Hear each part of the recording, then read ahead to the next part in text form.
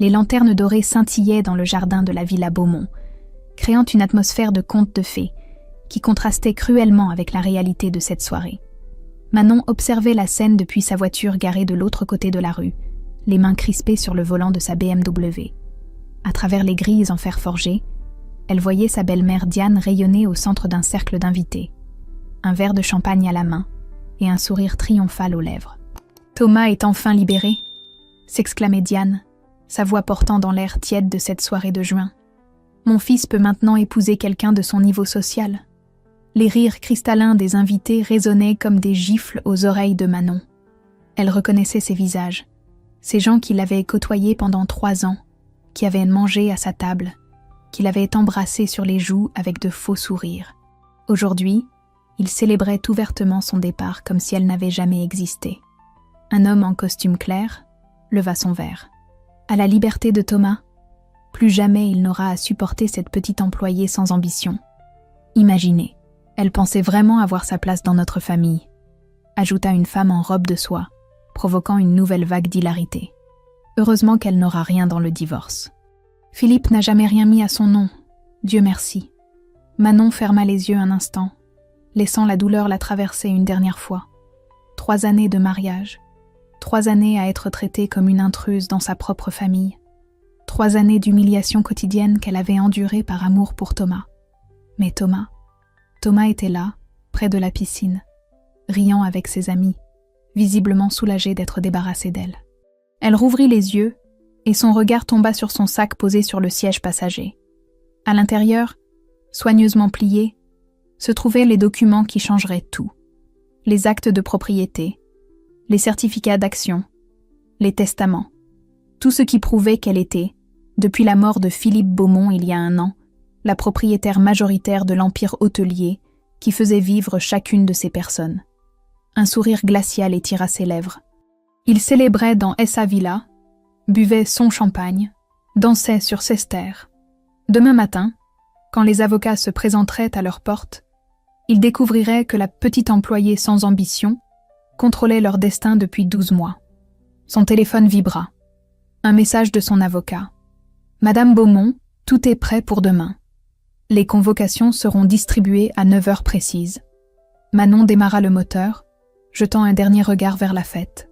Diane venait d'allumer les bougies d'un énorme gâteau sur lequel était écrit « Bon débarras Manon » en lettres dorées. L'assemblée applaudissait, Thomas souriait béatement. « Profitez bien de cette dernière soirée dans ma maison » murmura-t-elle en s'éloignant dans la nuit. « Demain, vous comprendrez qui était vraiment la petite employée. » Alors qu'elle roulait vers son appartement temporaire, Manon sentait son cœur battre différemment.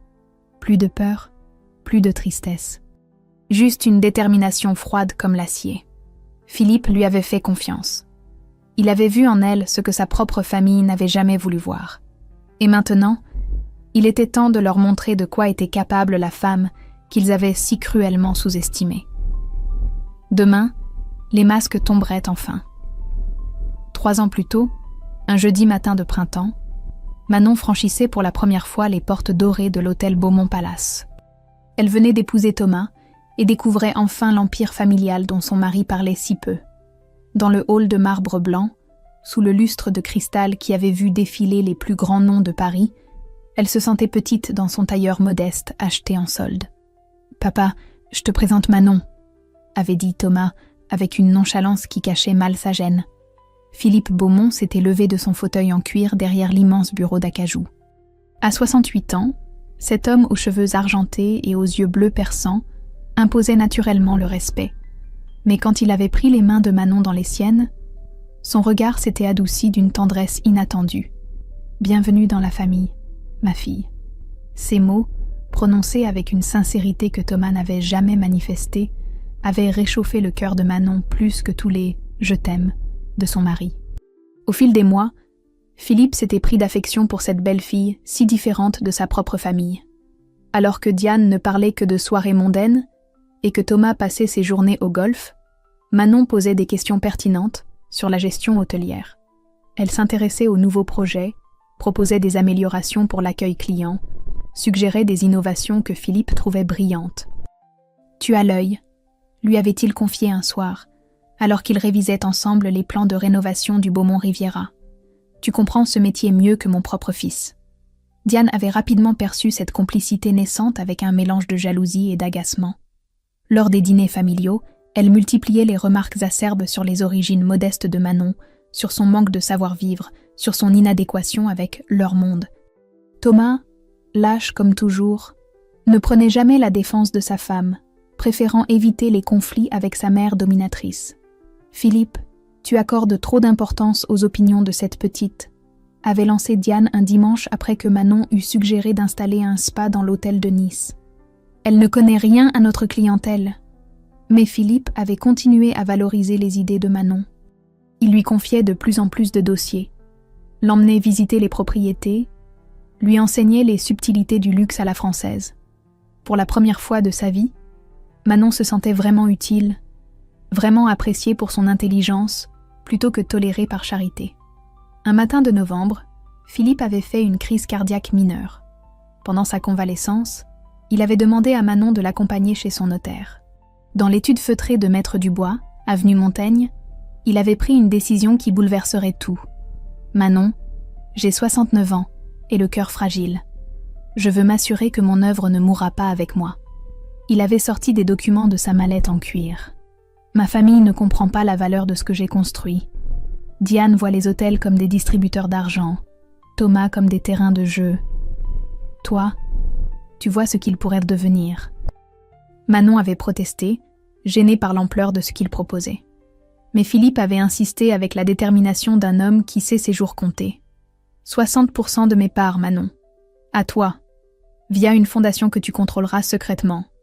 Ils ne le sauront qu'après ma mort, quand il sera trop tard pour contester. » 6 mois plus tard, Philippe s'éteignait paisiblement dans son sommeil, emportant avec lui le secret qui ferait de Manon la femme la plus puissante de l'hôtellerie française. Le jour de l'enterrement, alors que Diane pleurait son veuvage et que Thomas calculait déjà son héritage, Manon avait serré dans sa main la clé que Philippe lui avait discrètement glissée quelques jours avant sa mort. La clé du coffre contenant tous les documents qui prouveraient bientôt qu'elle était devenue, sans que personne ne s'en doute, la vraie maîtresse de l'Empire Beaumont. « Tu es la fille que j'aurais aimé avoir », lui avait-il murmuré lors de leur dernière conversation. « Promets-moi de protéger ce que nous avons construit ensemble. » Aujourd'hui, alors que Diane célébrait sa liberté retrouvée, Manon s'apprêtait à tenir cette promesse. Demain, ils découvriraient tous que Philippe avait eu une dernière carte à jouer et qu'il l'avait mise entre les mains de la seule personne en qui il avait vraiment confiance. Le lendemain de l'enterrement de Philippe, l'étude de Maître Dubois ressemblait à un champ de bataille. Diane, vêtue d'un tailleur Chanel noir, occupait le fauteuil principal avec l'assurance d'une reine sur son trône. Thomas, nerveux, tripotait ses boutons de manchette en or. Manon s'était installée discrètement au fond, comme toujours reléguée au second plan. Maître Dubois avait ouvert le testament d'une voix solennelle. Les premières dispositions concernaient des legs mineurs, le personnel, les œuvres de charité, quelques amis proches. Puis était venu le moment crucial de la succession principale. À ma femme Diane et à mon fils Thomas, je lègue conjointement 40% des parts de l'Empire Beaumont. Diane avait froncé les sourcils. 40% seulement ? Elle, qui s'attendait à tout hériter, s'était redressée sur son siège, l'inquiétude perçant dans sa voix. Et les 60% restants, maître ? Le notaire avait ajusté ses lunettes avec un petit sourire mystérieux. Les 60% restants sont légués à la Fondation Philippe Beaumont, dont l'identité du bénéficiaire effectif sera révélée en temps voulu selon les dispositions testamentaires. Le silence qui avait suivi cette annonce était plus lourd qu'un orage d'été. Thomas était devenu livide, comprenant soudain qu'il ne dirigerait jamais l'empire familial. Diane, elle, était entrée dans une colère froide qui promettait des batailles juridiques sans merci. « C'est inadmissible. Philippe n'était pas dans son état normal. Nous contesterons ce testament. » Mais Maître Dubois avait secoué la tête avec le calme de celui qui avait prévu cette réaction. « Madame Beaumont, votre mari était parfaitement lucide. Tous les examens médicaux et psychiatriques l'attestent. Ce testament est inattaquable. » Pendant les mois qui avaient suivi, Diane et Thomas avaient engagé les meilleurs avocats de Paris pour tenter de faire annuler ces dispositions. En vain. Philippe avait tout prévu, chaque détail blindé juridiquement. La mystérieuse fondation existait bel et bien, enregistrée aux Bahamas avec des statuts impénétrables. Ce que ni Diane ni Thomas ne savaient, c'est que Manon assistait à toutes leurs manœuvres depuis l'ombre. Chaque jeudi matin, elle se rendait discrètement dans un petit bureau anonyme de la rue Saint-Honoré, où Maître Dubois lui faisait le point sur les tentatives de contestation. Chaque jeudi, elle apprenait un peu plus l'étendue de son nouveau pouvoir. « Vous contrôlez tout, madame », lui avait expliqué le notaire lors de leur 3e rendez-vous. Les hôtels, les restaurants, les spas, même la villa familiale appartient désormais à la fondation. Officiellement, Diane et Thomas dirigent encore l'entreprise, mais chaque décision importante doit être validée par vous. Manon avait découvert avec stupéfaction qu'elle possédait un empire évalué à plus de 200 millions d'euros. Philippe lui avait légué bien plus qu'une entreprise, un pouvoir absolu sur ceux qui l'avaient humilié. Les premiers mois, elle s'était contentée d'observer. Diane tentait de diriger l'empire comme un royaume personnel, multipliant les dépenses somptuaires et les décisions catastrophiques.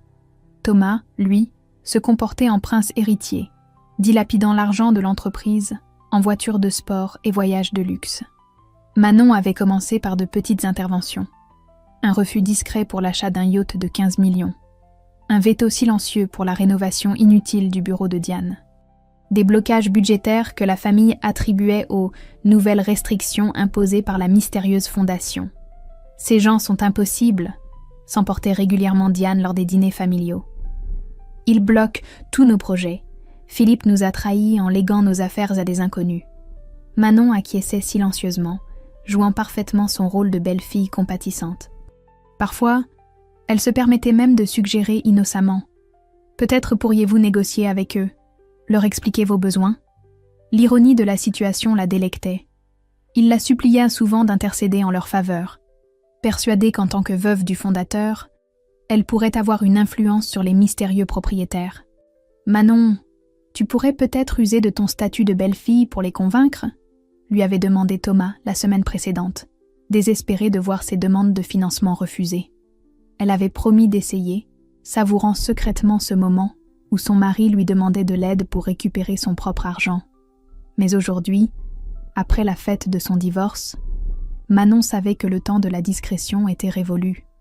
Demain matin, Diane et Thomas recevraient la visite de Maître Dubois, qui leur révélerait enfin l'identité de leur mystérieuse propriétaire. Demain, ils découvriraient que la petite employée qu'ils avaient chassée était en réalité leur patronne depuis 1 an. Et Manon avait hâte de voir leur visage quand la vérité éclaterait enfin. Le matin suivant la fête, Manon se réveilla dans son petit appartement avec une sensation étrange de liberté. Plus de masque à porter, plus de sourire forcé, plus de silence humiliant. Aujourd'hui marquait le début de sa vraie vie. À 9 heures précises, son téléphone sonna. Maître Dubois, ponctuel comme toujours. « C'est fait, madame. Les convocations ont été remises en main propre. Madame Diane et monsieur Thomas vous attendent dans le bureau de feu votre beau-père à 14 heures. » Manon raccrocha en souriant. Elle imagina parfaitement la scène. Diane découvrant la convocation officielle. Thomas paniquant, en réalisant que leur nouveau propriétaire réclamait enfin une rencontre. Ils avaient passé 1 an à critiquer ces mystérieux investisseurs. Et maintenant, ils allaient enfin découvrir leur visage. En attendant l'heure fatidique, Manon décida de s'offrir un petit plaisir. Elle appela la réception du Beaumont Palace. « Bonjour, ici Manon Beaumont. Je souhaiterais annuler la réservation de la suite présidentielle au nom de Madame Diane Beaumont pour ce week-end. » « Bien, madame. Puis-je connaître le motif ? » Restrictions budgétaires imposées par la direction générale. Ce petit mensonge lui procura une satisfaction délicieuse. Diane avait prévu d'emmener ses amis du bridge passer un week-end de luxe aux frais de l'entreprise. Elle allait avoir une belle surprise. À midi, nouveau coup de téléphone, cette fois à la concession Mercedes. « Bonjour, je vous appelle concernant la commande de monsieur Thomas Beaumont. La direction souhaite annuler l'achat de la nouvelle AMG. Merci de votre compréhension. » Manon savait que Thomas attendait cette voiture depuis des mois, s'en vantant déjà auprès de ses amis golfeurs. La déception serait à la hauteur de son arrogance. L'après-midi arriva enfin. Manon se dirigea vers l'hôtel Beaumont Palace, son cœur battant d'une anticipation délicieuse. Dans le hall qu'elle connaissait si bien, elle croisa Jacques, le concierge qui l'avait toujours traité avec respect. Madame Manon, quelle joie de vous revoir. Vous nous avez manqué. » Ces mots simples lui réchauffèrent le cœur. Au moins, certaines personnes avaient su reconnaître sa valeur. Elle monta au dernier étage, vers le bureau directorial. Devant la porte en acajou massif, elle prit une profonde inspiration. De l'autre côté, elle entendait les voix tendues de Diane et Thomas. « Je ne comprends pas pourquoi ils veulent nous rencontrer maintenant, » murmurait Thomas. « Tu crois qu'ils vont nous virer ? » « Tais-toi, » sifflait Diane. « Nous sommes les Beaumont.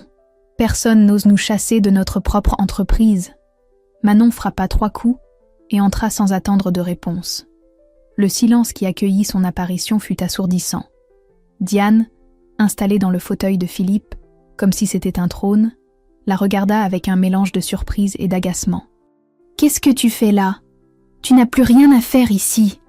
Manon s'avança calmement vers le bureau, sortit une chemise de documents de son sac et la posa délicatement sur le cuir vert. « Au contraire, Diane, j'ai tout à faire ici. » Thomas fronça les sourcils, perturbé par l'assurance nouvelle de son ex-femme. « De quoi tu parles ? Nous attendons les vrais propriétaires. » Manon s'installa dans le fauteuil face au bureau, celui qu'elle occupait autrefois quand Philippe lui expliquait les subtilités de la gestion hôtelière. Son calme contrastait avec la nervosité palpable de ses interlocuteurs. « Les vrais propriétaires ?» répéta-t-elle avec un sourire énigmatique. « Thomas, je pense qu'il est temps que tu rencontres enfin ta patronne. » Elle ouvrit la chemise et en sortit le premier document, l'acte de constitution de la Fondation Philippe Beaumont. Puis le second, sa nomination comme administratrice unique. Enfin le troisième, la répartition des parts qui faisait d'elle la propriétaire de 60% de l'Empire. « Surprise, » dit-elle simplement. Diane se leva si brusquement que son fauteuil bascula. Ses mains tremblaient, en saisissant les documents, ses yeux parcourant les lignes avec une incrédulité grandissante. « C'est impossible. Philippe n'aurait jamais. » « Toi ?» Thomas, livide, regardait alternativement les papiers, et Manon comme si elle venait de se transformer en créature fantastique. « Tu veux dire que, depuis 1 an, c'était toi qui bloquait vos dépenses excessives, qui refusait vos projets irréfléchis, qui vous empêchait de dilapider l'héritage de Philippe ?» Manon hocha la tête avec satisfaction. « Exactement. » La vérité frappa Diane comme une gifle. La petite belle-fille qu'elle avait humiliée, chassée, méprisée, était en réalité sa patronne depuis 12 mois. Et maintenant, cette patronne venait réclamer ses comptes. 3 semaines après la révélation explosive, Manon dirigeait enfin ouvertement l'Empire Beaumont depuis le bureau de Philippe. Les murs lambrissés qui avaient autrefois intimidé la jeune épouse téméraire étaient maintenant témoins de sa transformation en femme d'affaires respectée. Ce matin-là, elle étudiait les plans de rénovation du Beaumont-Cannes quand sa secrétaire frappa à la porte. « Madame, Monsieur Alexandre Moreau de cabinet Moreau Architecture vous attend. » Manon leva les yeux de ses dossiers. Elle avait entendu parler de cette agence prestigieuse, spécialisée dans la rénovation d'hôtels de luxe. L'homme qui entra était différent de ce qu'elle attendait. La quarantaine élégante, des yeux verts intelligents et une simplicité naturelle qui tranchait avec l'arrogance habituelle des architectes parisiens. « Madame Beaumont, » dit-il en lui serrant la main avec une poignée ferme. « J'ai beaucoup entendu parler de votre vision moderne de l'hôtellerie. Vos innovations au palace font déjà école. » Cette reconnaissance professionnelle toucha Manon plus qu'elle ne l'aurait cru. Depuis des semaines, elle ne croisait que des regards méfiants ou intéressés, jamais d'admiration sincère pour son travail. Ils passèrent l'après-midi à discuter des projets de modernisation. Alexandre proposait des solutions audacieuses mais respectueuses du patrimoine, exactement l'équilibre que cherchait Manon. Leur collaboration se développa naturellement au fil des semaines suivantes. Un soir de juin, alors qu'il finalisait les plans du spa du Beaumont-Nice, Alexandre leva les yeux de ses dessins. « Puis-je vous poser une question indiscrète ? Comment une femme si jeune a-t-elle acquis une telle maîtrise de ce métier ?» Manon hésita, puis décida de dire la vérité. Elle lui raconta Philippe, son affection paternelle, les leçons prodiguées avec patience, le testament qui avait bouleversé sa vie. « Il a vu en moi ce que sa propre famille refusait de voir », conclut-elle avec émotion.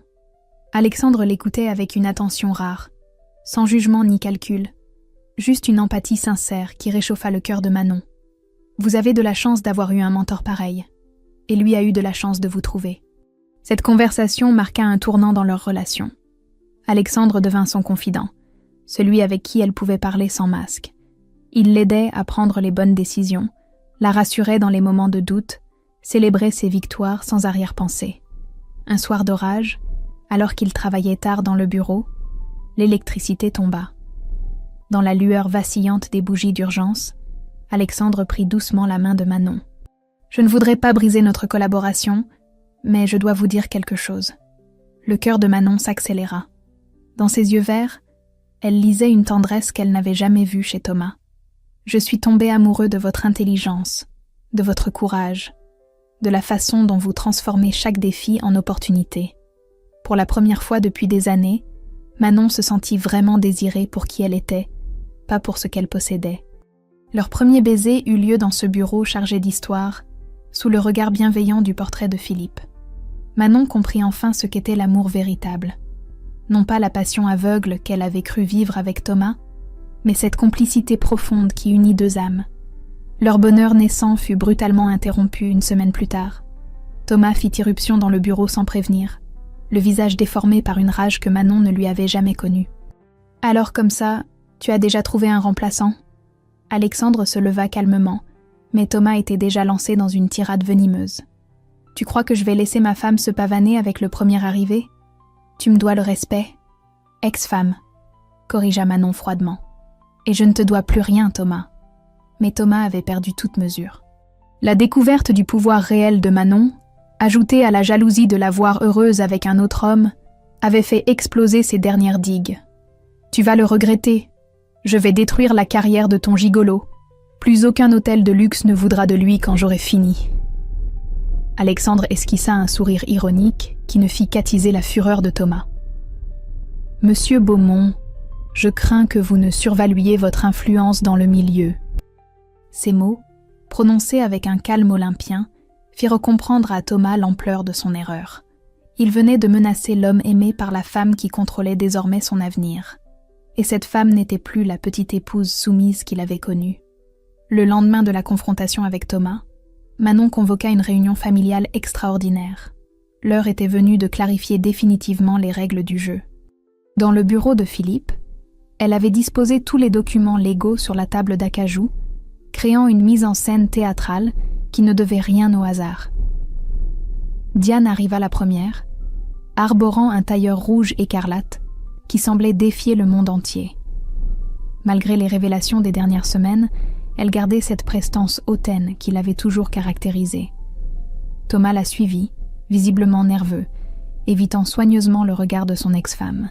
« Puisque nous devons cohabiter professionnellement, » commença Manon en s'installant dans le fauteuil directorial, « il me semble nécessaire d'établir certaines règles. » Diane se redressa, retrouvant instantanément son attitude combative. « Des règles ? Tu oublies que nous sommes chez nous ici.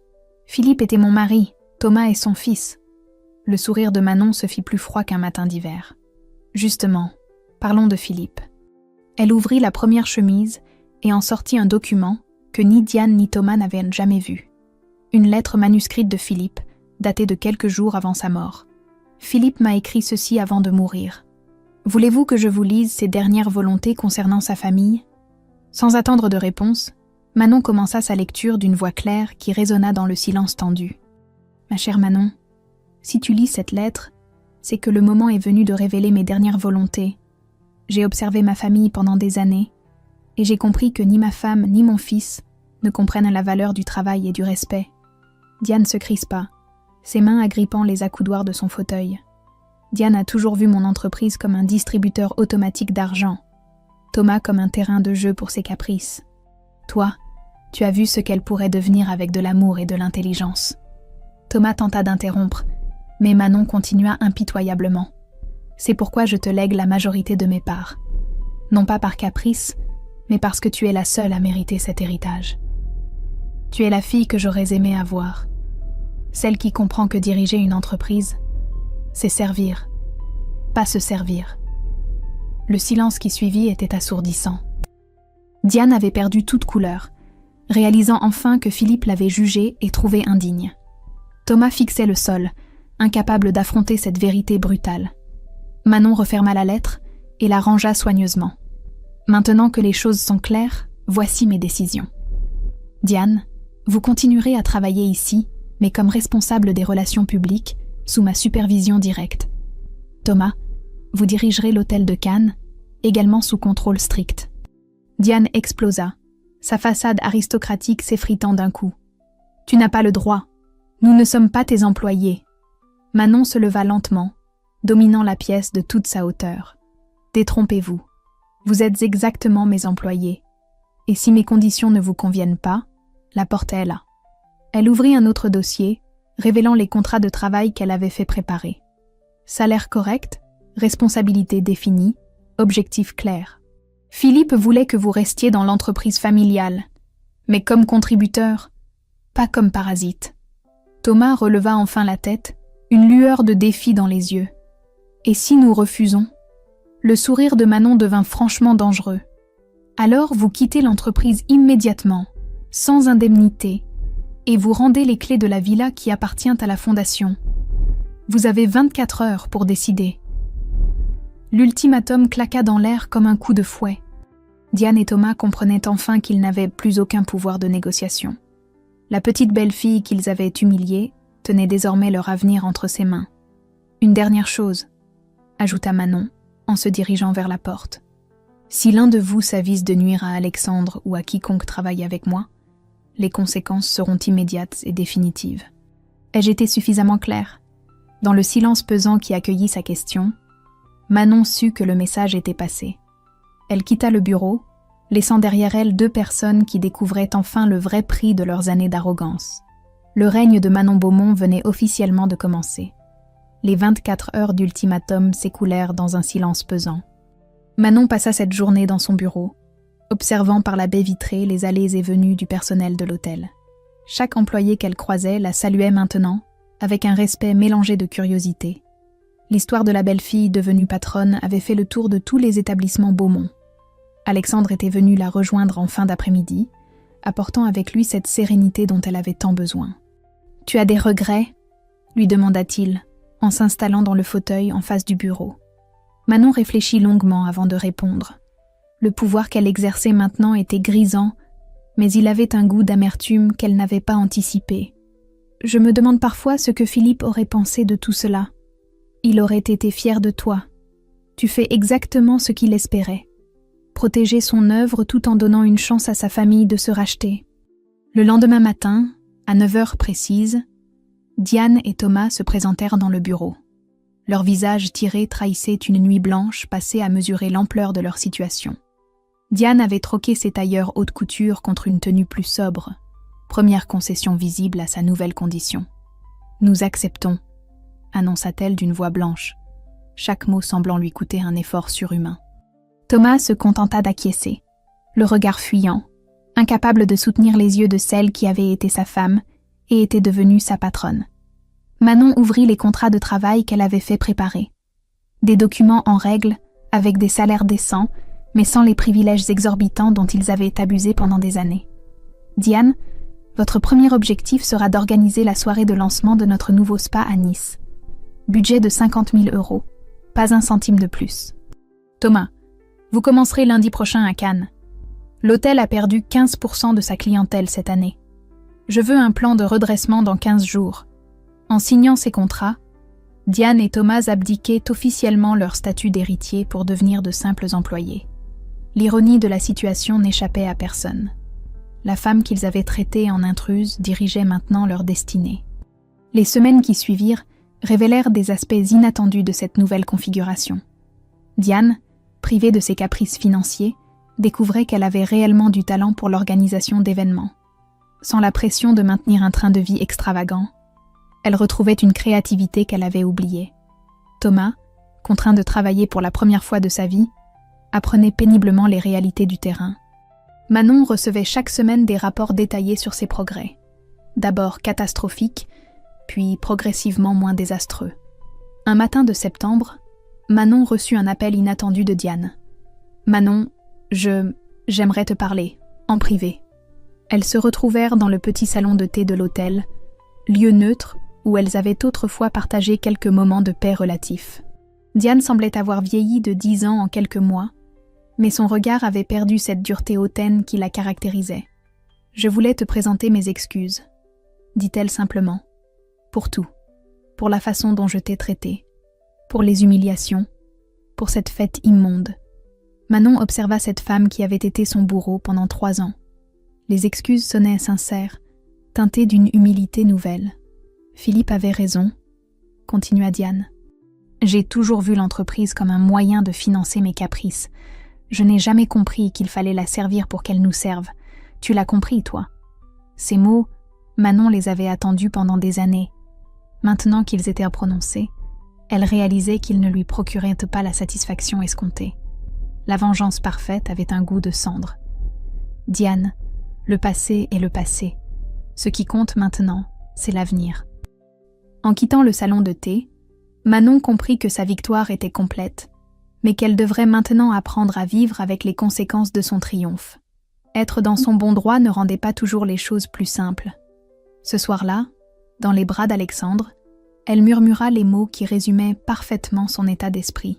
« J'ai gagné, mais je ne sais pas encore si j'ai choisi la bonne bataille. » 6 mois après sa prise de pouvoir, Manon contemplait les rapports trimestriels éparpillés sur son bureau. Les chiffres étaient éloquents. L'Empire Beaumont n'avait jamais été aussi prospère. Sous sa direction, chaque hôtel avait retrouvé sa splendeur. Les innovations qu'elle avait impulsées attiraient une clientèle internationale. Et même les employés semblaient plus épanouis. Pourtant, quelque chose la tracassait. Cette réussite professionnelle incontestable s'accompagnait d'une solitude qu'elle n'avait pas anticipée. Être craintée plutôt qu'aimée, respectée plutôt que comprise, dirigeait vers un isolement qu'elle découvrait chaque jour davantage. Alexandre la rejoignit pour le déjeuner, comme chaque vendredi depuis 2 mois. Il était devenu bien plus qu'un amoureux, un conseiller, un confident, celui qui osait encore la contredire quand nécessaire. « Tu as l'air préoccupé », observa-t-il en s'installant dans le canapé de cuir du bureau. « Je pense à Philippe, à ce qu'il aurait voulu vraiment. » Elle lui montra une photo encadrée sur son bureau. Philippe entouré de toute sa famille lors du dernier Noël qu'ils avaient repassé ensemble. Malgré leurs défauts, Diane et Thomas souriaient sincèrement, et Philippe rayonnait de bonheur patriarcal.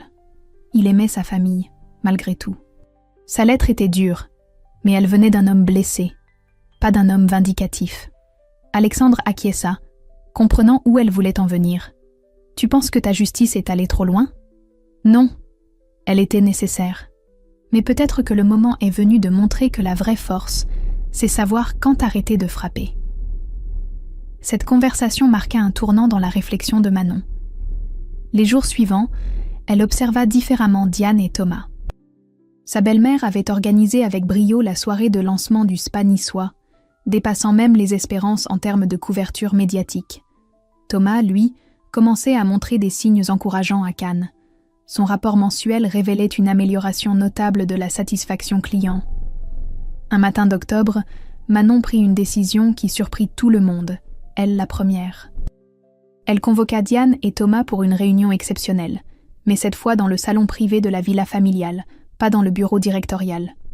« Je vous ai demandé de venir ici parce que cette maison était celle de Philippe, et qu'il est temps d'honorer sa mémoire autrement que par la punition. » Diane et Thomas échangèrent un regard perplexe, ne sachant à quoi s'attendre. « Vos performances de ces derniers mois montrent que vous avez compris la leçon. Diane, votre travail sur les événements est remarquable. Thomas, tes progrès à Cannes sont encourageants. » Elle marqua une pause, mesurant ses mots avec soin. « Philippe vous aimait. Il était déçu, blessé, mais il vous aimait. En tant que gardienne de son héritage, je pense qu'il est temps de vous offrir une seconde chance véritable. » Elle sortit de sa mallette 2 nouveaux contrats. « Diane, je vous propose de devenir directrice générale des événements pour tous nos établissements.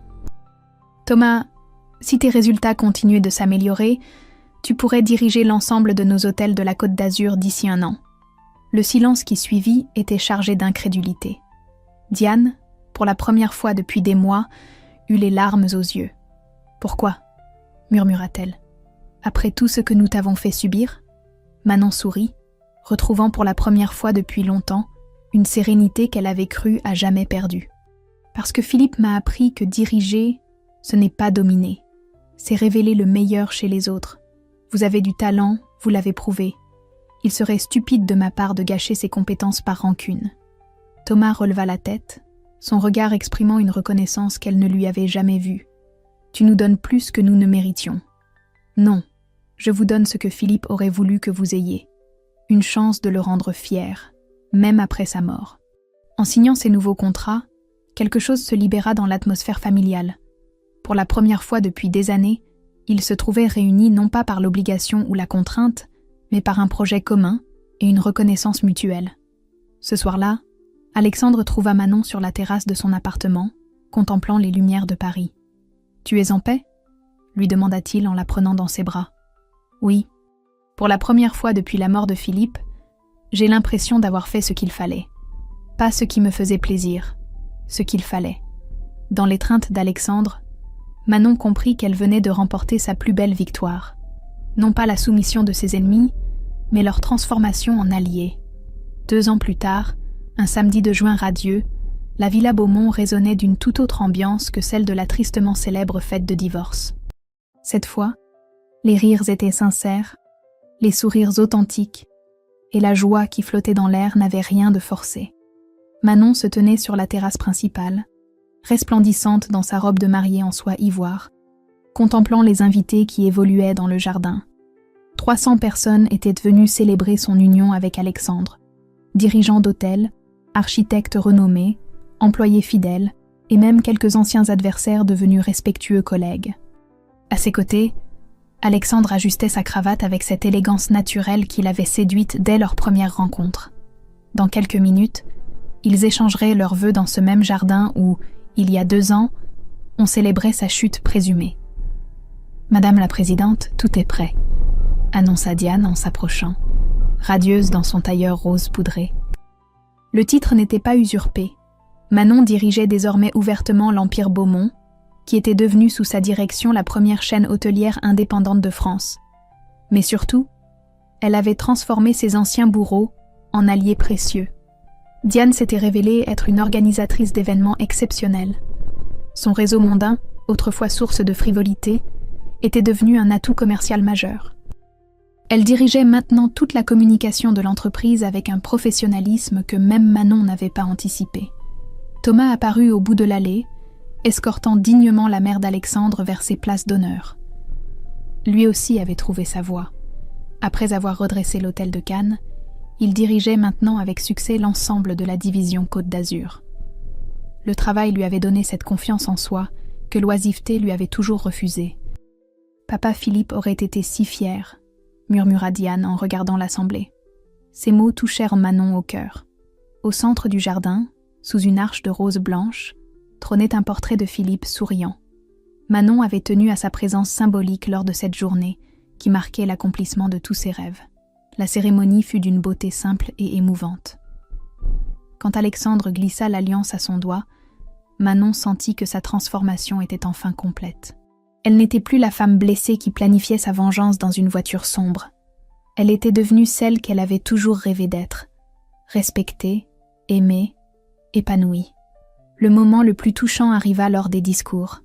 Thomas se leva, visiblement ému, et prit la parole d'une voix tremblante d'émotion. « Manon, tu aurais eu tous les droits de nous détruire. Au lieu de ça, tu nous as appris à nous dépasser. Tu as honoré la mémoire de mon père mieux que nous n'avons jamais su le faire. » L'assemblée applaudit chaleureusement, mais Manon n'avait Dieu que pour le portrait de Philippe. Elle aurait juré voir son sourire s'élargir dans le cadre doré. La soirée se prolongea tard dans la nuit. Manon dansait avec Alexandre sous les guirlandes lumineuses, quand une surprise l'attendait encore.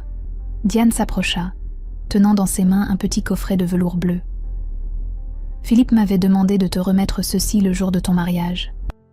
Il savait que ce jour viendrait, d'une façon ou d'une autre. » À l'intérieur du coffret, reposait un collier de perles anciennes, accompagné d'une dernière lettre de Philippe. Manon la lut avec des larmes de bonheur aux yeux. « Ma chère fille, si tu portes ce collier aujourd'hui, c'est que tu as trouvé le bonheur que tu mérites. Je savais que ton cœur était trop grand pour se contenter de la vengeance. Tu as transformé ma famille comme tu as transformé mon entreprise, avec amour, patience et intelligence. Alors qu'Alexandre attachait délicatement le collier autour de son cou, Manon réalisa l'ampleur du chemin parcouru. De cette soirée d'humiliation était née une femme plus forte, plus sage, plus accomplie. Le lendemain matin, dans leur suite de la villa transformée en nid d'amour, Manon contemplait les jardins baignés de soleil. Alexandre dormait paisiblement à ses côtés, et dans quelques heures, ils partiraient pour leur lune de miel en Toscane. Sur la table de chevet, une dernière surprise l'attendait. Le faire-part de naissance de leur futur établissement, l'école Philippe Beaumont, destinée à former les futurs dirigeants de l'hôtellerie française. Manon sourit en pensant à cette petite employée sans ambition qu'ils avaient cru chasser 2 ans plus tôt. Cette femme-là n'existait plus. À sa place se tenait Manon Beaumont-Moreau, femme d'affaires respectée, épouse comblée et héritière digne de l'homme qui avait cru en elle. Sa plus belle vengeance avait finalement été de leur prouver qu'ils s'étaient trompés sur toute la ligne, et que l'amour, au final, triomphe toujours sur la haine.